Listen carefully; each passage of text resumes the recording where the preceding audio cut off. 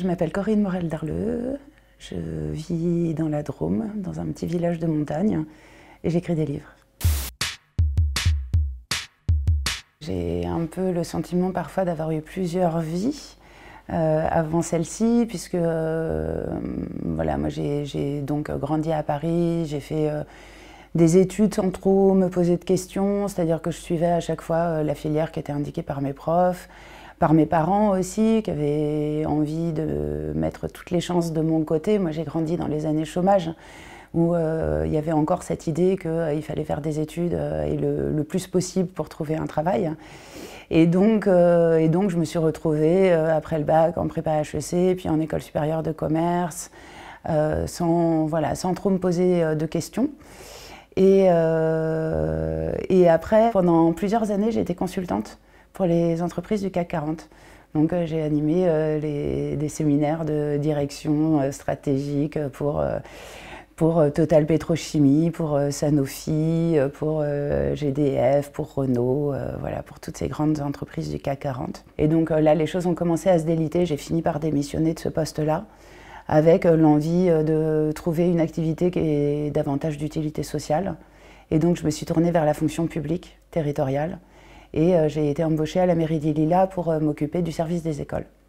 Donc là, changement d'ambiance total, puisque je passais des tours de la Défense à des questions de cantine, de papier toilette dans les écoles, mais aussi de parents qui n'avaient pas de quoi payer justement la cantine, de gamins qui étaient refusés d'inscription à l'école dans d'autres communes parce qu'ils n'avaient pas de papier ou pas de domicile. De signalement à la DAS, enfin voilà, tout un tas de problématiques qui étaient très très éloignées des problématiques stratégiques de Total Pétrochimie.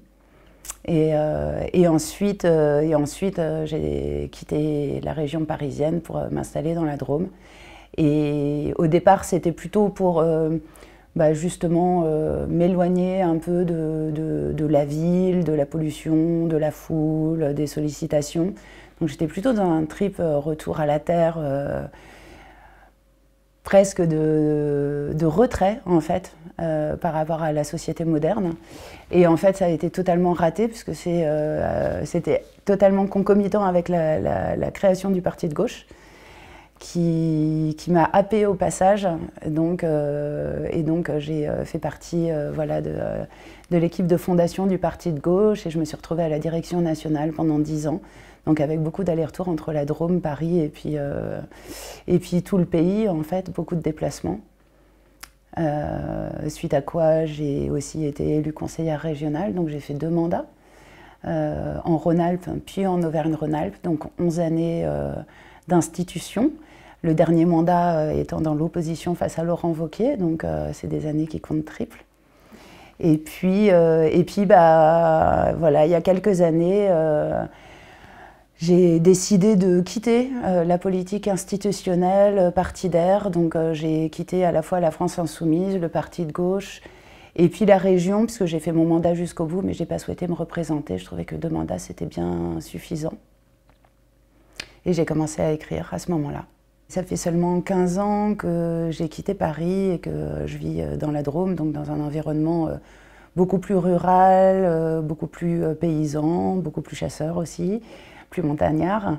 Et ce moment-là, ce moment de la découverte de la ruralité et de la redécouverte des saisons qui passent, des changements de météo, a été vraiment un moment assez important dans mon évolution et notamment dans mon évolution par rapport à la question écologique. Parce que, en fait, tant que j'étais à Paris, j'avais déjà un engagement à la fois social et environnemental, mais qui finalement était très intellectuel, très conceptuel. Et c'est devenu beaucoup plus concret, plus sensuel aussi d'une certaine manière, à partir du moment où j'ai commencé à vivre entourée de forêts, de montagnes, d'animaux sauvages. Donc voilà, ça a été un moment assez marquant dans mon parcours. Il y a beaucoup de personnes qui me disent ou qui me présentent en disant que j'ai arrêté la politique.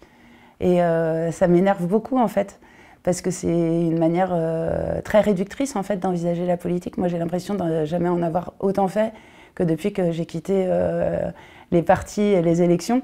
C'est-à-dire que mon engagement, en fait, je continue à avoir un engagement militant, très politique, mais dans des mouvements plus autonomes, plus paysans, plus anarchistes, plus libertaires, plus dans l'action aussi, peut-être moins dans la communication politique et davantage dans l'action politique. Et donc cet engagement-là, il se poursuit, l'engagement militant. Et à côté de ça, j'ai donc une activité d'écriture qui est assez diversifiée, puisque j'écris autant des essais que des romans pour la jeunesse et pour les adultes. Finalement, le biais de l'essai et le biais du roman, c'est aussi une manière d'entrer par effraction dans l'intimité de pas mal de personnes et d'avoir des discussions qui sont littéraires, mais qui sont aussi très souvent politiques au sens très large du terme, puisqu'on parle aussi de philosophie, d'éthique, de la société comme elle va ou pas. Et donc, même si ce n'était pas mon objectif au départ, finalement, je trouve que c'est un levier assez complémentaire à l'engagement militant pur et dur, cette activité d'écriture. En tout cas, moi je la vis comme ça, comme quelque chose de complémentaire et qui permet d'avoir un impact différent auprès de personnes différentes et de manière parfois plus douce pour eux comme pour moi. Je suis très souvent sollicitée en fait sur cette question de nouveaux récits, d'imaginaire à déconstruire, à reconstruire, à renouveler, à réinventer. J'ai une position qui est ambivalente par rapport à ça, c'est-à-dire qu'à la fois je suis intimement convaincue de ce besoin, c'est-à-dire des moments de changement de perspective, des moments où on décadre son regard, où on envisage d'autres rapports au monde, peut-être moins anthropocentrés, peut-être moins occidentalocentrés aussi. Et ça, je trouve que la littérature, pour ça, est un moyen très puissant, puisque c'est exactement ce qu'on fait. Quand on lit un roman, on voit le monde à travers le regard des personnages du roman. Et donc, il me semble que la littérature a beaucoup à apporter dans l'expérimentation de ces moments perspectivistes. Et je crois que c'est vraiment essentiel aujourd'hui de commencer à regarder le monde différemment et de développer nos capacités aussi d'empathie, c'est-à-dire de se mettre à la place de l'autre. Donc à la fois, je crois à la nécessité de ce travail-là, ou en tout cas au fait d'actionner ce levier. Et en même temps, je sens bien, comme beaucoup de personnes aujourd'hui, que cette question des nouveaux récits, tout ce qu'on a vu fleurir autour des récits du vivant, etc., est aussi une sorte de piège sur le fait que finalement, si chaque individu changeait son rapport au monde, se promenait davantage dans la nature, prenait davantage de plaisir à enlacer les arbres, ben finalement, petit à petit, on pourrait vraiment venir ébranler les bases du monde dans lequel on vit. Et ça, finalement, c'est une vision au mieux dépolitisée, au pire totalement néolibérale de la situation actuelle, parce que ça laisse complètement de côté tous les rapports de force et de domination qui traversent la société aujourd'hui. Donc voilà, cette question des récits et des imaginaires, elle est importante, mais l'honnêteté intellectuelle oblige à la coller à la question de la résistance, c'est-à-dire vraiment de s'interposer en fait, y compris physiquement, entre concrètement les bulldozers et ce qu'il y a à préserver. Et puis le troisième levier, c'est le levier de ce qu'on a longtemps appelé les alternatives. Moi j'aime bien parler maintenant plutôt de préfiguratif, qui pour moi rejoint ce que disait David Graeber sur le fait de vivre comme si nous étions déjà libres.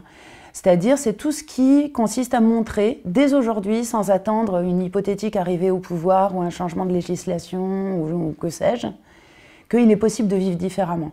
Donc c'est tout ce qui est tiers-lieux, ZAD, Oasis, Longomaille, tous ces endroits en fait où on expérimente d'autres manières de vivre en dehors de la sphère marchande, avec d'autres manières de prendre les décisions de manière collective, pour montrer que c'est possible en fait.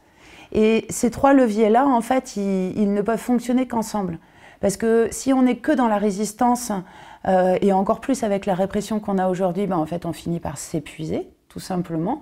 De la même manière que si on n'a que du préfiguratif et des alternatives, on le voit bien, hein, des communautés alternatives qui vivent de manière différente et en marge de la société, Il y en a depuis la fin des années 60 et ça n'a pas empêché le système capitaliste de continuer à progresser et à détruire tout sur son passage. Je suis sociétaire de l'Atelier Paysan. C'est une coopérative qui développe, qui forme, qui met des plans en libre accès sur Internet pour de l'autoconstruction, pour des engins agricoles. Donc qui s'adressent à des paysans, à des agriculteurs qui en ont marre de dépenser des fortunes dans leurs outils agricoles et de s'endetter au profit des grandes entreprises du complexe agro-industriel et qui apprennent à souder, à bricoler, à faire leurs propres outils et puis avec des échanges d'expériences et de pratiques entre paysans. Donc c'est une manière, c'est un outil de l'émancipation paysanne qui s'inscrit totalement effectivement dans une famille qu'on pourrait qualifier de technocritique, donc avec un regard critique sur les technologies. Regard critique, ça ne veut pas dire qu'on rejette toutes les technologies, et notamment dans le milieu agricole, il y en a dont on sait qu'elles ont vraiment amené du mieux. Mais ce qu'on critique, c'est surtout l'escalade en fait, technologique. Et moi, c'est vraiment un sujet qui me tient beaucoup à cœur et qui m'inquiète énormément, c'est la place qu'ont pris les technologies du numérique en 15 ans dans nos vies quotidiennes, à toutes et tous, et tout ce qui s'ensuit, à la fois en termes de perte de savoir.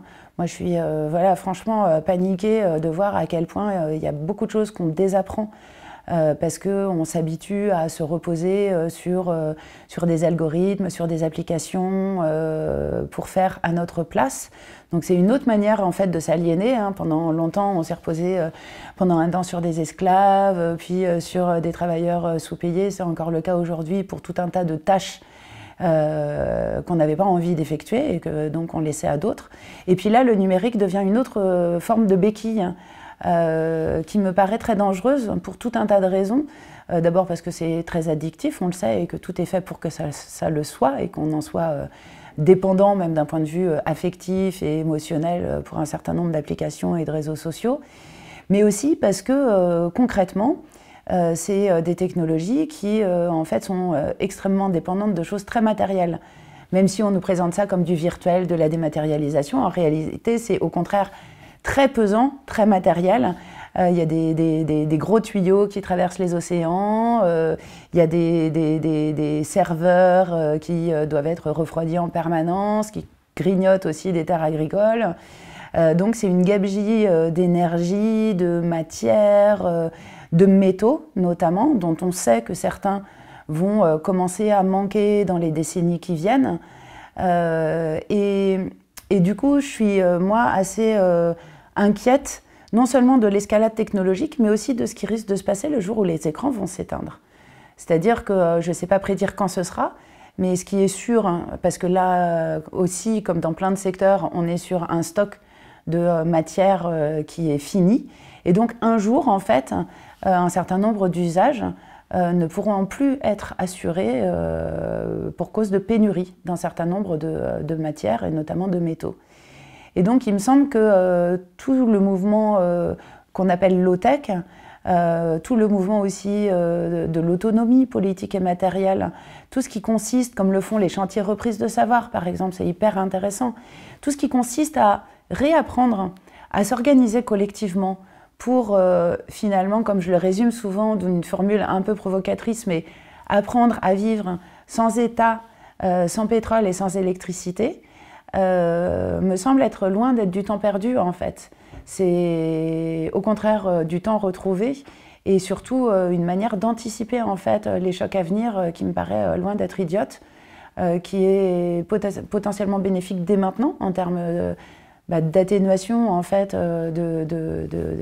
des dégâts qu'on provoque par nos activités, mais aussi en termes d'anticipation de risques de pénurie à venir. Donc voilà, je trouve que tous les efforts qui vont dans ce sens low-tech, au sens large du terme, sont vraiment aujourd'hui parmi les priorités du moment. Je me pose énormément de questions en fait, sur notre rapport aux entreprises, aux grandes entreprises, aux multinationales et Et voilà, pour le dire rapidement aux responsables et même aux coupables en fait, vraiment d'une grosse partie des désastres. Je dis coupables parce qu'on sait maintenant que ces grandes entreprises, elles avaient l'information, elles avaient les moyens, les leviers pour modifier leurs activités, prendre en compte les informations dont elles disposaient, et que non seulement elles n'en ont rien fait, mais qu'elles ont même caché les informations dont elles disposaient, qui étaient des informations d'intérêt général. Un exemple local, récent et vraiment d'actualité qui est pour moi une sorte d'acmé des absurdités contemporaines, c'est l'exemple de ST Microélectronique à Crolles, donc dans l'Isère, qui est donc une entreprise privée qui souhaite s'étendre, dont la production nécessite énormément d'eau dans le processus industriel, de l'eau qui donc est consommée pour cette production et qui en plus ressort polluée, chargée d'un certain nombre de métaux polluants, et pour laquelle Emmanuel Macron a annoncé une aide publique de 2,9 milliards d'euros d'argent public, ce qui est quand même une somme phénoménale. Une annonce qui est intervenue en plus en 2022, un été où on était en pleine sécheresse, alors que les citoyennes, citoyens, les agricultrices et les agriculteurs étaient en pleine restriction, donc avec parfois des interdictions, y compris d'irrigation et d'arrosage des cultures maraîchères, par exemple. Moi, ça a été le cas aussi là où je vis, dans la Drôme.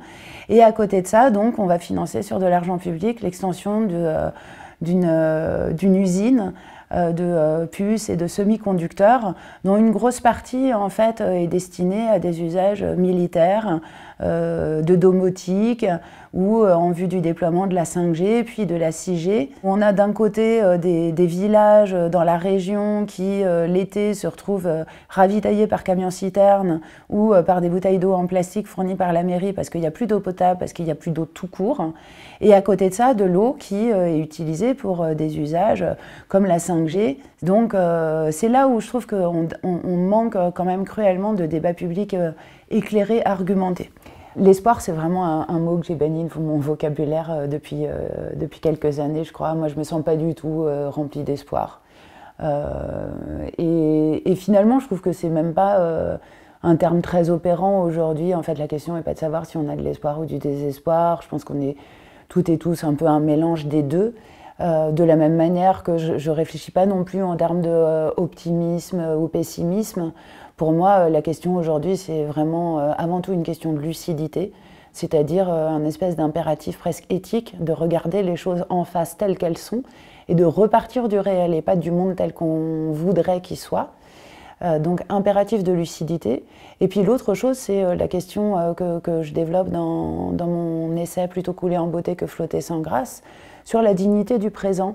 Moi-même, j'ai eu vraiment besoin de me raccrocher à cette idée que même à un moment où les victoires futures sont de plus en plus hypothétiques, même à un moment où on a l'impression de se battre contre des moulins à vent, bah, finalement, c'est peut-être le bon moment pour se rappeler que quand on s'engage dans une cause, on ne s'engage pas uniquement parce qu'on est sûr de la gagner à la fin. On s'engage aussi tout simplement parce que c'est une cause qui nous semble juste à mener à un moment donné. Donc c'était vraiment l'idée d'opposer aux victoires futures l'idée de dignité du présent. Et que c'est un ressort largement suffisant en fait pour continuer à se lever le matin et à mener des batailles sans utilitarisme et même quand on n'est pas sûr de gagner à la fin. Quand on parle d'écologie anticapitaliste aujourd'hui ou quand on amène des éléments vraiment de lutte des classes, voire des éléments un peu marxisants dans la question de l'écologie, c'est moins hors sol que ça l'était il y a 15 ans. Donc il me semble qu'il y a eu une progression de ce côté-là. Après, la manière dont ça se matérialise, dont ça se traduit vraiment dans les luttes, elle reste aujourd'hui très problématique. C'est-à-dire qu'on n'a pas encore trouvé le moyen de vraiment traduire ça dans les actes en matière d'archipélisation, c'est-à-dire de vraiment relier les différents îlots de lutte sociale et environnementale dans un grand archipel qui soit réellement relié. Il me semble qu'il y a eu des tentatives et il y a maintenant en tout cas vraiment une volonté de le faire mais qu'on n'y est pas. Je pense qu'elle est embryonnaire aujourd'hui, cette réflexion, cette discussion, et que c'est probablement une des discussions stratégiques dont on a besoin aujourd'hui.